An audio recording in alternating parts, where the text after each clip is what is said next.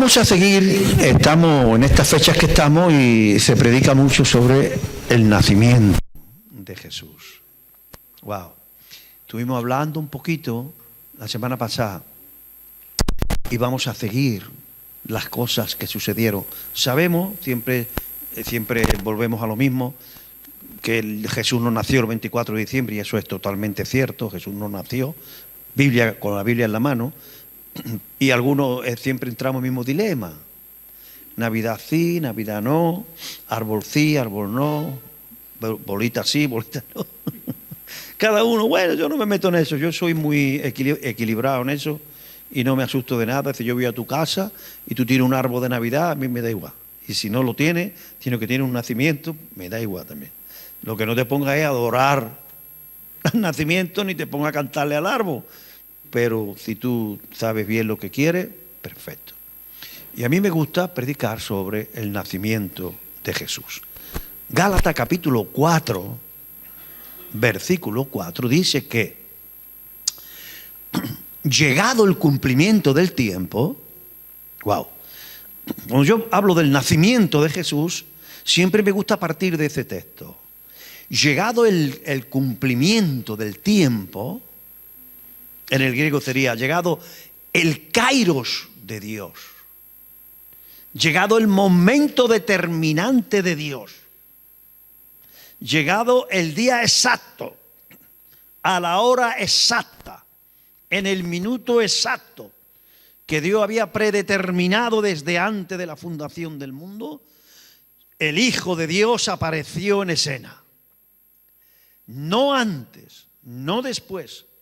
Llevábamos la humanidad 4000 años esperando que un bebé naciera con la unción del Padre para aplastarle la cabeza al diablo y para deshacer las obras de las tinieblas y para devolverle a la humanidad aquello que porque se dejó a Adán y Eva fue robado: nuestra comunión con Dios, nuestra justificación, nuestra intimidad con el Señor, etcétera, etcétera. Todo eso iba a ser devuelto por un bebé que nacería de una Eva, profetizado por primera vez 4000 años antes, precisamente en el huerto del Edén, cuando Dios le dijo a la serpiente: pondré guerra entre tu simiente y la simiente de la mujer. Y el simiente de una mujer te aplastará la cabeza. Y siempre nos hemos imaginado, me imagino yo, Satanás buscando por los siglos. ¿Quién es ese? Porque en el hebreo no dice la simiente de la mujer, sino dice el simiente, hablando claramente de Jesús de Nazaret. Y yo me imagino Satanás, porque Dios mismo se lo dijo: un bebé, por lo que has hecho, ahora yo voy a hacer que uno nacido de una mujer te aplaste la cabeza. Y yo me imagino a Satanás buscando siglos tras siglos. ¿Dónde estás? ¿Quién es? ¿Quién va a ser que me va a aplastar? Para intentar, porque él es así, de orgulloso y de altivo. Cree que puede parar. Por eso, cuando tú entiendes esto, entiende el odio visceral y diabólico que nació en Herodes. Porque se dio cuenta Satanás que llegó el momento. Un séquito impresionante que había atravesado 1000 y pico de kilómetros. Un viaje que duró aproximadamente como 1 año y medio. Y fue impresionante. La tradición nos roba la verdad. Y tú te piensas 3 camellitos ahí, merchogas, papas. No, era un séquito de gente multimillonaria que cuando llegaron a Jerusalén, toda la ciudad se asombró. ¡Wow! ¿Esto qué es? Y Herodes, al verlo, el gran Herodes, al verlo se turbó y dijo: ¿qué es esto? Este séquito tan impresionante. No eran 3 pobrecitos con un cofrecito así, con una sortijita y un poquito de incienso. ¡No! Nadie hace un viaje de 1 año y medio para adorar a un niño bebé y regalarle un anillito. Nadie hace un viaje tan largo para eso. Y la Biblia dice que abriendo sus tesoros, wow, Eran grandes tesoros y llegaron allí y toda la ciudad se turbó y Herodes también se turbó. Y ellos llegaron y dijeron, ¿dónde está? ¿Dónde está el rey de los judíos? Porque hemos visto su estrella en el oriente y hemos cruzado tantos kilómetros con una única meta, un único fin, para adorarle. ¿Dónde está? ¿Dónde está que venimos a adorarle? ¡Wow! Fue impresionante porque fue el cumplimiento del tiempo. 4.000 años, porque Dios lo que dice lo cumple. ¡Wow! Siempre lo va a cumplir. Pero tú tienes que ser inteligente. Esto no se aprende con facilidad, ¿vale?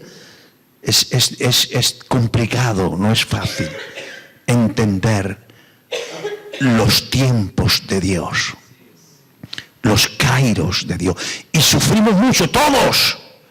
Porque nadie nace, cuando es cristiano cuando uno conoce al Señor, nace de nuevo y no nace siendo perfecto. No, es un proceso. Y todos somos aprendices, todos. Y todos tenemos que ser procesados para entender los tiempos de Dios. Porque Dios no va a ajustar su agenda a nuestra agenda. Él no va a respetar nuestros tiempos humanos, haciendo que coincida con sus tiempos. No. Nosotros tenemos que adaptarnos a los tiempos de Dios. Y yo he aprendido lo que se sufre, porque nadie aprende a obedecer sin sufrir. Aún Jesús, dice Hebreo, aún Jesús siendo Dios, por lo que padeció para hacer punta de lanza, él no necesitaba ser procesado, pero se sometió al proceso para hacer punta de lanza. Y dice, aún Jesús, por lo que padeció, aprendió la obediencia. Y él no tenía nada que aprender, era perfecto y justo, dice Hebreo. Pero lo hizo para abrir como humano un camino para todos nosotros. Y tenemos que ser procesados para aprender. Y es muy importante, cuanto más años pasa y cuanto más experiencia tiene uno, más ver la importancia de entender el tiempo y de encajar en ese tiempo. Y nos cuesta mucho porque nos adelantamos muchas veces y nos atrasamos muchas veces y tomamos decisiones con la mejor de las intenciones, creyendo que vamos a hacerlo y que vamos a acertar y que Dios va a honrar esa decisión sin tener en cuenta los tiempos. Para los griegos, sin tener en cuenta los kairos de Dios. Y para los hebreos, los moed de Dios. En el concepto hebreo me gusta más que el griego porque moed son como estaciones. Estaciones. Porque Dios es tan grande y ha creado el macrouniverso tan enorme. Y cuando lo puso allí, dice la Biblia que lo puso allí para que fueran los marcadores de los tiempos. Y todas las civilizaciones se han fijado en las estrellas para organizar sus calendarios y sus tiempos. Dios en el Espíritu es igual.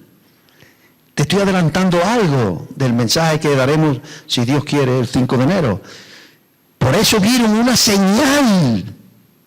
¿Dónde? En los cielos. Vieron una estrella que decía, acaba de nacer. ¡Wow! Es el tiempo exacto. Yo estoy hablando del nacimiento, ¿vale? El bosquejo, lo mismo se queda por ahí el bosquejo. Pero es bueno que vosotros, por lo menos una síntesis del todo el nacimiento. Y por eso sabemos, con la Biblia en la mano, que tardaron como 1 año y medio. Porque Herodes, al verse burlado, mandó matar a todos los niños, menores o hasta 2 años, conforme a la aparición de la estrella que le dijeron los magos. Herodes indagó antes de que se fueran los magos. ¿Cuánto tiempo hace de la estrella? Porque Dios es milimétrico, hermano. Y, wow, mira, hay algo tan precioso cuando nace Jesús. Porque José y María tenían su hogar, ¿dónde? Arriba. ¿Dónde? No. nació allí. Pero José y María, ¿dónde tenían su hogar? ¿Dónde vivía? En Nazaret, en el norte. Y allí lo tenían todo preparado. Todo. Para que naciera, cuando naciera Jesús, tenía toda. María ya tenía la habitación preparadita, todo, la cunita, como dice el villancico gitano. José, como es carpintero, le va a hacer una cunita. La Virgen, que es costurera, le va a hacer una camisita. Con los tambores, y la trompeta. Pues no, fue así. Pero Dios no fue así, porque Dios tenía otro plan. Y nadie iba a hacer mover a José de Nazaret. Estaba empecinado, el niño va a nacer aquí, es lo más lógico. Y Dios tuvo que movilizar el imperio entero para que José sacara a su mujer embarazada de 8 meses y medio aproximadamente, para hacer un viaje de 10 días, aproximadamente una semanita, 10 días, para el censo que se hizo siendo el emperador César Augusto. Porque Dios es milimétrico, y cuando Jesús nace el día exacto que Él ha determinado y en el lugar exacto. Y aunque José y María creían que iban a venir gente de su familia al nacimiento, como es lógico, sus cuñadas, su suegra, todo el mundo en Nazaret, Dios tenía otro plan. Y solo fueron invitados 2 grupos de personas, porque el nacimiento de Jesús era algo totalmente espiritual, ordenado por Dios Padre, y solamente había 2 grupos de personas que ese mismo día, esa misma noche, supuestamente sería la noche o el día, fueron invitados al nacimiento de Jesús 2 grupos. Y qué extraño, ¿por qué siendo Dios tan milimétrico, cuando Él manda un ángel para decirle a los pastores, acaba de nacer? ¿Dónde estaban los pastores? Muy cerca, dice la Biblia. Unos pastores que estaban allí velando a los rebaños, muy cerca, dice la Biblia, en aquella misma cercanía. Y le dieron, muy interesante, que le dieron una señal para que fueran los pastores. Pobre José, pobre María, que tuvieron que, ese viaje, inesperadamente, tuvieron allí al niño, y ellos se encuentran solos. No tenían el calor de los familiares. Ni siquiera, yo me imagino José, por los datos bíblicos, era pobre. Por los datos bíblicos, ¿por qué sabemos que José era pobre? En esto la tradición sí es correcta.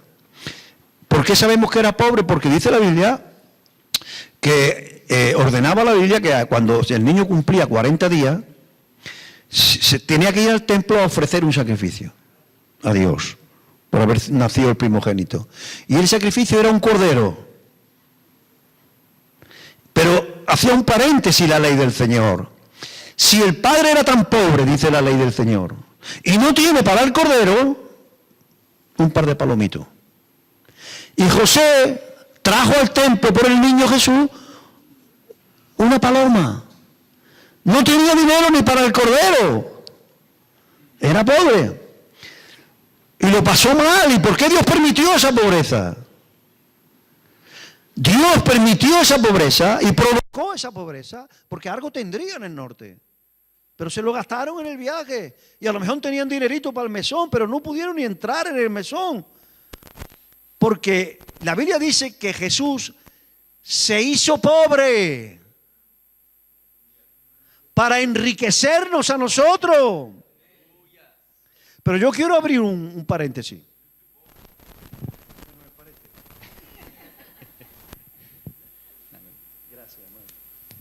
Mire, Jesús se hizo pobre para sacarnos a nosotros, los creyentes en Él, de la maldición de la pobreza. La tradición otra vez nos mete en un error. Nuestra cultura pseudo-cristiana nos dice que cuanto más pobre, más santo.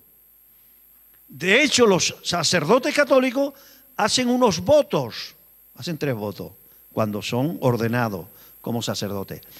Y uno de ellos es el voto a la pobreza. Un sacerdote católico tiene que aceptar ser pobre siempre. Pues es el voto a la pobreza. Me lo enseñaron los sacerdotes de la Salle, de los salesianos. Pero no es así. Jesús se hizo pobre para enriquecernos. Y el Señor quiere que sus hijos no amen la riqueza. El Señor no quiere que sus hijos amen la riqueza. No se debe de amar a la riqueza. No se debe de servir a las riquezas. De hecho, es un dios griego, Mammón, que es el dios de la riqueza. Y Jesús dijo, no podéis servir a Yahweh y a Mammón. No podéis.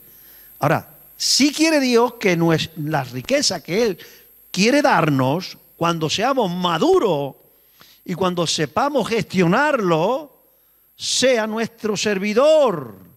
Claro que la riqueza, cuando uno la recibe con madurez, son buenas. Y pueden ser, deben ser, y cuando hay madurez en nosotros, se convierten en riquezas espirituales. Por ejemplo, si a mí me dieran 1 millón de euros, yo pondría un canal cristiano en Jaén, yo pondría un pedazo de radio con toda la tecnología futurista. ¡Wow! Yo habría un orfanato para pobres, yo habría un centro de rehabilitación. 1 millón de euros bien gestionado puede convertirse en algo muy, muy, muy espiritual. ¡Claro que sí! Ahora, si yo voy a amar y voy a abandonar al Señor porque ya tengo 1 millón de euros, eso es veneno. Entonces el problema no está en el 1 millón de euros, el problema está en cómo yo lo voy a usar. Pero que no te engañe el diablo.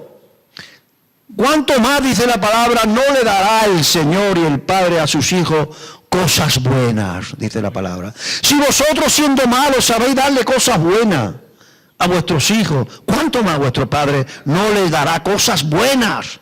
Hermano, quítatelo de tu mente. Cuando tú tienes madurez para disfrutar de cosas buenas, tu padre te quiere dar cosas buenas. O tú eres más bueno que Dios. Por ejemplo, ¿quién te digo? Pilar tiene hijos, ya con mayorcito. Cuando tu hijo viene a verte, ¿dónde vive tu hijo? En Guadix. Cuando viene a verte, si tú pudieras elegir, ¿qué quiere que venga? ¿Con un coche de 1.000 euros o con un Mercedes 0 kilómetros? ¿Cómo te gustaría que viniera? Claro. ¿Y tú no? Cuando tu hijo se case, o tu hija, ¿tú qué quieres? Tú te vas a conformar con lo que sea. Pero si tú pudieras elegir, ¿qué quieres que viva con tu marido? ¿En un chalet o en una cuevecilla? ¿Tú dónde quieres? Di la verdad. ¡Vamos a ver! ¿Y acaso Dios para nosotros? Dios quiere. Lo que pasa es que él sí se hizo pobre. Por eso él milimétricamente lo tenía todo controlado. Y dice, no, este lo saco yo del norte. Aunque me unice y le puso en el corazón. César Augusto mejor ni se dio cuenta. Pero le dice, una mañana se levantó César Augusto y dijo, voy a hacer un censo. Voy a ordenar, so pena de muerte el que no me obedezca, que todo el mundo vaya a la ciudad donde pertenecen sus ancestros para firmar el censo. Venga, todo el mundo. Y José cuando leyó el censo ese. ¿Y ahora qué hago yo con mi mujer que está de 8 meses y medio? ¿Cómo hago yo un viaje de una semana? Hace 2000 años con un burro.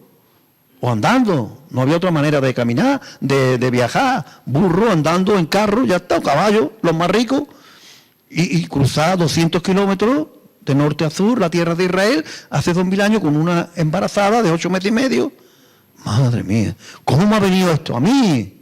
Y Dios en el cielo diciéndole a los ángeles, soy yo, porque escrito está en Belén de Judá. Y si no es así, no lo saco de allí.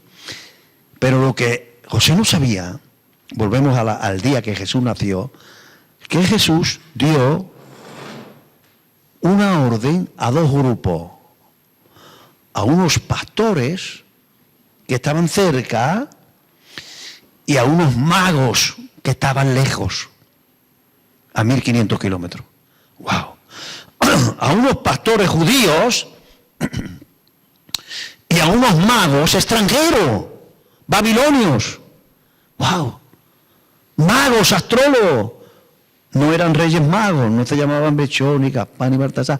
Eran una casta social de Babilonia, los magos. Eso está en el libro de Daniel.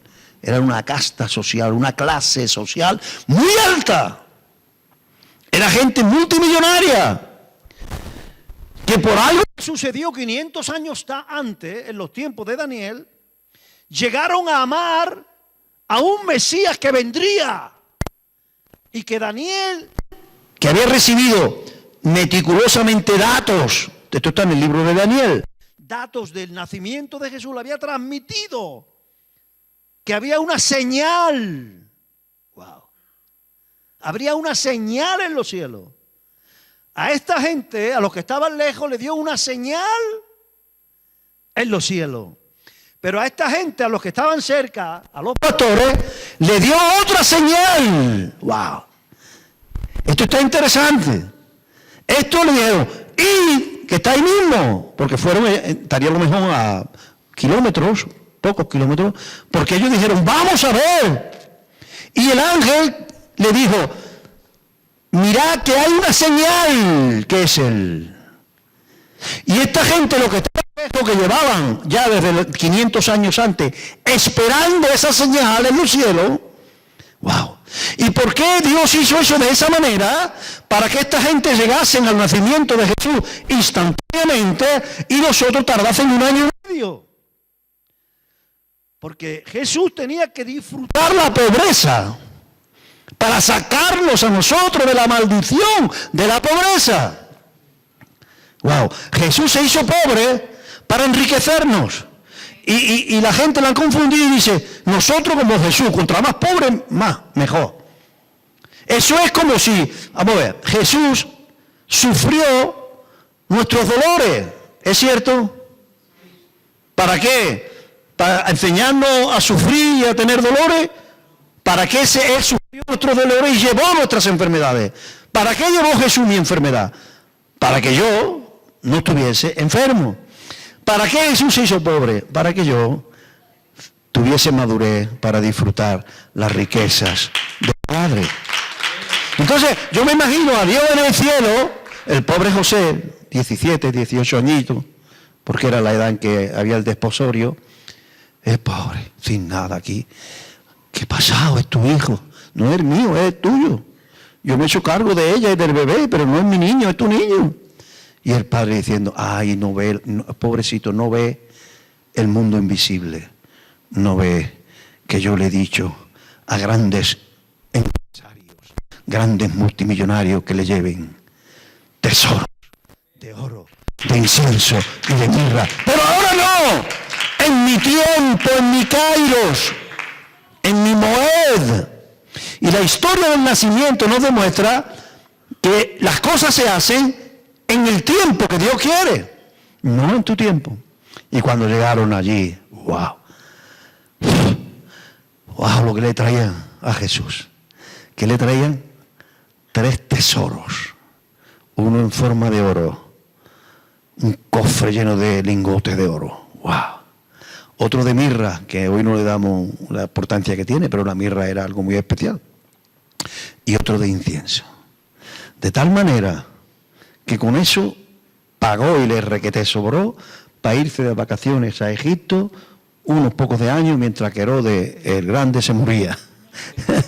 Porque Dios es milimétrico y las cosas se hacen a su manera. Ahora, ya vemos la señal, una señal, hemos visto su estrella. ¿Dónde está el rey de los judíos? Porque su estrella hemos visto. Ahora, fíjate qué cosa más bonita, hermano. Porque Jesús saboreó la pobreza hasta el extremo. Mira, alguien que sepa leer la Biblia, que me ayude a predicar. ¿Qué señal le dijo el ángel? Porque aquello, a los magos de Oriente, la señal se lo dijo con la estrella. Pero a los pastores, ¿qué señal le dijo? ¡Id, id! Y esta es la señal. ¿Qué señal le dijo? Que encontraréis el niño envuelto en pañales.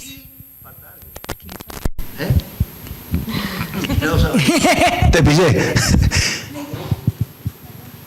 encontraréis al niño envuelto en pañales, acostado en un pesebre.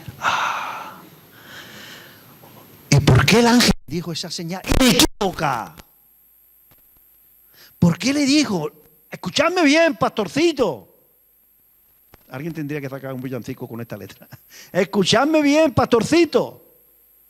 La señal que ese es el rey de los judíos es inequívoca, porque estará acostado en un pesebre. Y eso era humillante. Para un judío acostar a su niño donde comen paja los burros, los bueyes, los asnos, los caballos. Eso era una cosa humillante para un judío y quizás para cualquiera. No tenían nada. Probablemente lo que nosotros le llamamos el portal de Belén sería una Sukkot. Porque justo coincide que era la fiesta del Sukkot, más o menos, cuando nació Jesús. Y el Sukkot era unas cabañas que se hacían, porque el Señor dijo que en la fiesta del Sukkot nadie debía dormir dentro de la casa, sino en una cabaña. Se llamaba una Sukkot. Y cuando terminaba la fiesta del Sukkot, la fiesta de los tabernáculos, un Sukkot, una cabaña, pues los judíos tenían por costumbre dejarla. ¿Para qué la vamos a desmontar? Déjala. Y probablemente al no ver lugar para ellos en el mesón, vieron una Sukkot abandonada, o no abandonada, que alguien la había cogido y había puesto allí un pesebre. Porque claro, como está abandonada, porque era costumbre dejarla abandonada, pues ahí van a comer.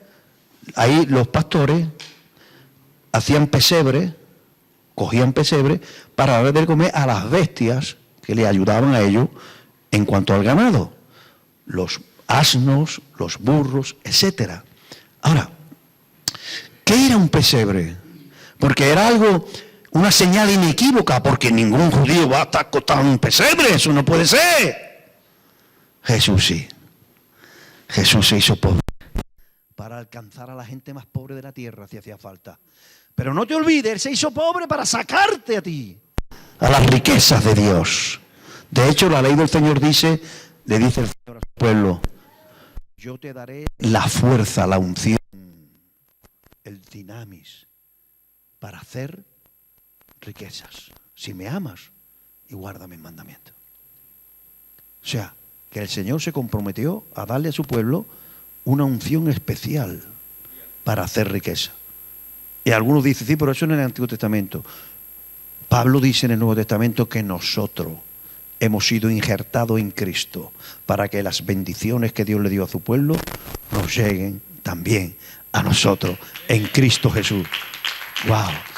Esa bendición a mí no me puede llegar fuera de Cristo porque no soy judío. Pero cuando el Padre, yo acepto a Cristo, yo soy puesto en Cristo. Y Cristo está puesto en mí. Y al ponerme en Cristo, yo en el Espíritu, por la fe, soy tan hijo de Abraham como lo puede hacer un judío. Y en Cristo Jesús me llegan todas las bendiciones. Si hago con los requisitos.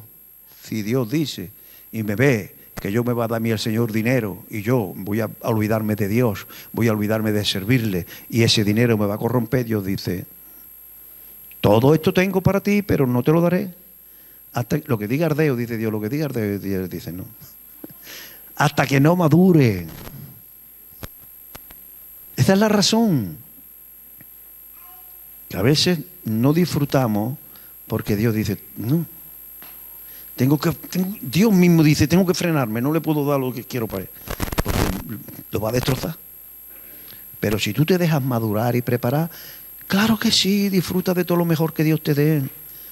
Y tenlo por estrado de tus pies, todas esas riquezas, para que esas riquezas te sirvan a ti. Porque la riqueza, cuando es tu Dios, te destruye. Pero cuando es tu siervo, eso sí que lo disfruta. Y entonces, por eso es que cuando llegaron, entonces recibió todo aquello. Ahora, volvemos al pesebre. ¿Qué era el pesebre? El pesebre eran de piedra, no como lo que nos vende la tradición, no. Un pesebre de aquella época era de piedra. Pero hay algo profético. A mí, cuando yo lo vi en el espíritu, yo me conmoví, digo, porque Dios ama lo profético. Dios da señales proféticas que hablan. Y una señal era que el niño estaría envuelto en pañales en un pesebre. Y cuando los pastores llegaron, cuando lo vieron, ¿sabes lo que sintieron los pastores? Yo te voy a decir lo que sintieron cuando te explique qué hacían los pastores en el pesebre. El pesebre era de piedra y era donde comían las bestias. Pero los pastores, cuando nacía un corderito y hacía frío, porque aunque era otoño, septiembre más o menos, en la noche en el campo siempre hace frío. Cuando nacía un corderito, unos cuantos días lo metía en el pesebre de piedra para protegerlo. Era el lugar donde al nacer los pastores ponían ahí al corderito. Y Dios puso allí al bebé cordero que quitaría el pecado del mundo. ¡Wow! Y los pastores cuando llegaron y vieron allí a María y a José y vieron al niño, sí parece un corderito. Perdona, no parece un corderito, es un corderito que será cordero, y Juan diría de eso es el cordero que ahora tiene 30 años, que quita el pecado del mundo. Fue profético del pesebre. Lo mismo que fue profético lo de la marca en la estrella, que nosotros no entendemos bien qué marca vieron. ¿Te has preguntado alguna vez por qué dijeron los magos cuando llegaron, ¿dónde está? Y fíjate el séquito, ¿cómo sería? Que el mismísimo Herodes se tembló cuando lo vio. El mismísimo Herodes el grande. Herodes Antipas el grande, el rico, porque todos los demás Herodes eran hijos o nietos de este. Pero este era el grande. El único Herodes que gobernó como rey en todo Israel fue ese Herodes. Los demás eran tetrarcas. Pero este era monarca, un rey judío. Que ya te hablaré por qué, ¿no? ¿Qué hace ese judío ahí reinando? Si ese no era de la estirpe de David. El otro, el del pesebre, ese era el rey de Israel. Ese era. Por eso se turbó. ¿Cómo? ¿Que dónde está el rey de los judíos? Pues no lo ve. Pues no lo ve que estoy aquí. ¿Dónde está el rey de los judíos? Y ese mismo Herodes lo recibió en su palacio. No eran 3 pobrecitos que usaban un camello, los pobres. ¿Quién lleva tesoro en un camello sin escolta? Eran magos pero no tontos. Era un pedazo de viaje con un pedazo de séquito. Era impresionante, aquellos magnates de la época. ¡Wow! Y cuando llegaron allí, el mismísimo Herodes los recibió en casa.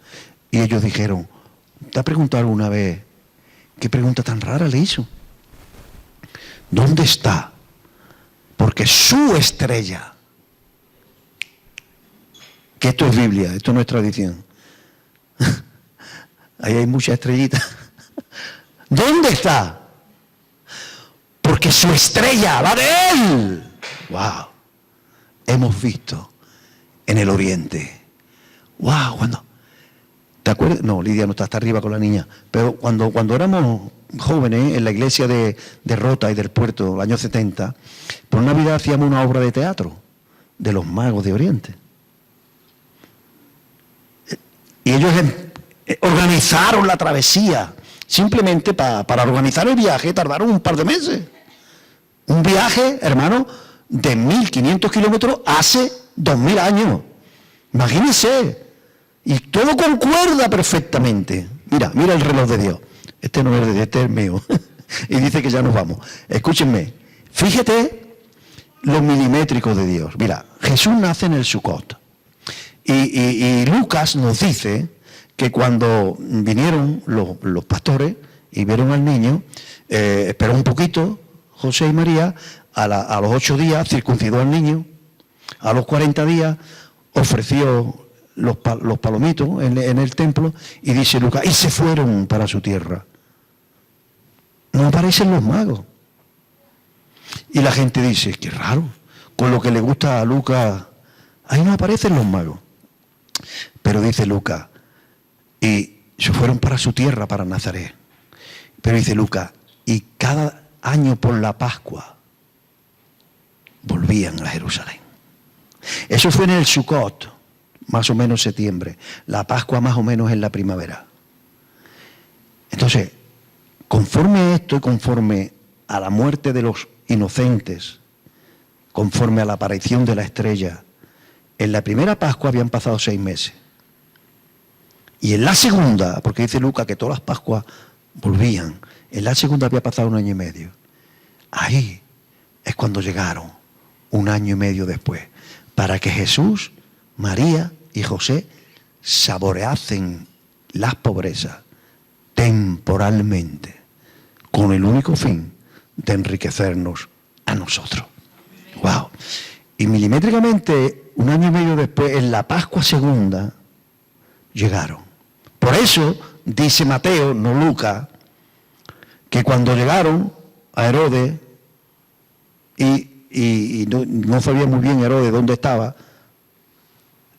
entonces dice que ellos salieron y apareció la estrella. En esto se equivoca la tradición. Creemos que la estrella apareció y los guió. No, la estrella ellos la vieron, ahí se quedó la estrella, y ellos se fueron directamente, aunque tardaron 1 año y medio, a Jerusalén. Porque ellos en su mente carnal dijeron, ¿dónde van a ser el rey de los judíos? En la capital, ¿no? Entonces ellos llegaron, ¿dónde está?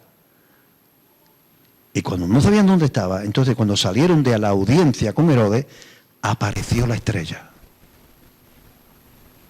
La estrella solo los guió desde Jerusalén hasta donde estaba el niño. Y ya no estaba en el pesebre. Porque dice Mateo, y llegando a la casa donde estaba el niño con su madre, abrieron los tesoros. Ya estaban en una casa que habrían alquilado para pasar la Pascua como buen judío que era José, que era una de las 3 fiestas de peregrinación. Todo concuerda a la perfección. Llegado el cumplimiento del tiempo. Te dejo con esto. Que Dios, como una bendición que te doy como tu hermano, ¿vale? Que Dios te conceda aprender a discernir los tiempos de Dios. Te va a ahorrar muchos problemas. Fíjese si es importante para Dios que había una tribu, que no recuerdo bien qué tribu era, que dice la Biblia que eran expertos en los tiempos de Dios. Mira, esa sabiduría, mira, cuando adquirimos conocimiento de Dios, eso se puede transformar en un vano conocimiento. O se puede transformar en un conocimiento espiritual. ¿Qué marca la diferencia? Si eres un oidor que aplicas o eres un oidor que escucha todo ese conocimiento, pero para seguir gobernando tu vida. Pero cuando tú aplicas el conocimiento y la sabiduría de las cosas bíblicas para ponerla en práctica, eso es conocimiento espiritual. Yo quiero que tú aprendas a discernir los tiempos. ¿Te puedes cambiar de iglesia? Sí. En el tiempo de Dios. ¿Puedes entrar al ministerio? Sí. En el tiempo de Dios. ¿Puedes estar sirviendo en la alabanza y ahora tú quieres dejarlo? ¿Puedo dejarlo? Si buscas a Dios y entiendes si es el tiempo, hazlo. ¿Me puedo ir a otra ciudad a vivir? Sí, en el tiempo de Dios. Dios tiene una agenda perfecta. Pero nosotros somos unos cabezones imperfectos. Y nos cuesta un mundo obedecer, simplemente. Nos cuesta más obedecer que sacrificio. Es más fácil ofrecer un sacrificio para Dios que obedecerle. Wow. Y por eso el rey que fue depuesto, Saúl, mira todo lo que te he ofrecido, mírate. Y dice el profeta Samuel, ¿no sabe que Dios se complace más en la obediencia que en los sacrificios? ¿Qué sacrificio no sacrificio? Si Dios ¿qué te ha dicho? Que te espere, ¿no? Que yo llegue, ¿no? Pues espérate. Que te espere, chiquillo, que te esté quieto. ¿Y qué te ha dicho Dios? Que no le perdone la vida al rey Agag. ¿Por qué le ha perdonado la vida? Dios no te ha dicho que lo mates. Es que es muy raro matarlo. Pero Dios no te lo ha dicho, hazlo. Entonces, este es el mensaje navideño que yo te dejo. Que seas experto. Efraín. Zabulón, no. Es que quiero recordar de las 12 tribus, había una que era experta. Y todas las otras tribus venían a él. ¿Cómo es? ¿Qué? Los reyes de Israel, los reyes maduros, los reyes espirituales, cuando iban a la guerra, primero consultaban para ir a la guerra en el tiempo de Dios. Y se movían, llegaron a aprender, algunos eran obstinados, y iban a la guerra cuando le parecía, pero los reyes maduros querían oír el tiempo. Ahora es el tiempo. Para mí como pastor es muy importante, porque hay que tomar muchas decisiones en el ministerio. Y yo cada vez, porque por años y años que pasa, entiendo lo difícil que es y sacar. Lo que antes hiciste más, ya la recuerdo. Muy bien. Un aplauso para él. Y sacar. No te enteras, pastor. Y sacar. Entendido, lo has visto ahí en entendido en los tiempos, dice la palabra. Una tribu entera, eran expertos.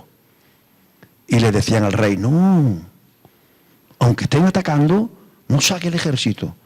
Espérate, no es el tiempo. Pasaba un mes. Ahora. Algunos reyes respetaban a Isaacar. Wow. Porque Dios sabe todo, tú no ves nada. José estaba temblando allí.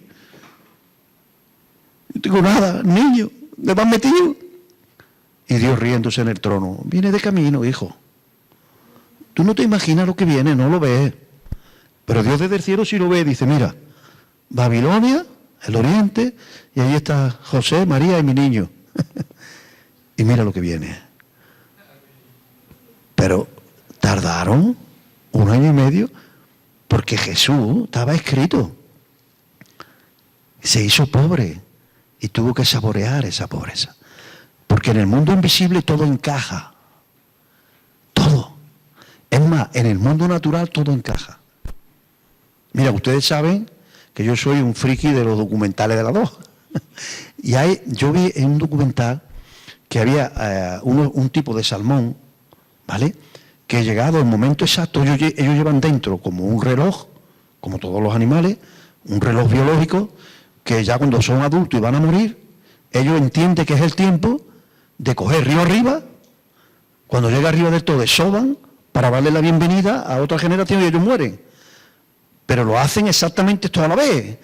Pum, pum, pum, pum, en el tiempo exacto que le ha puesto el creador dentro.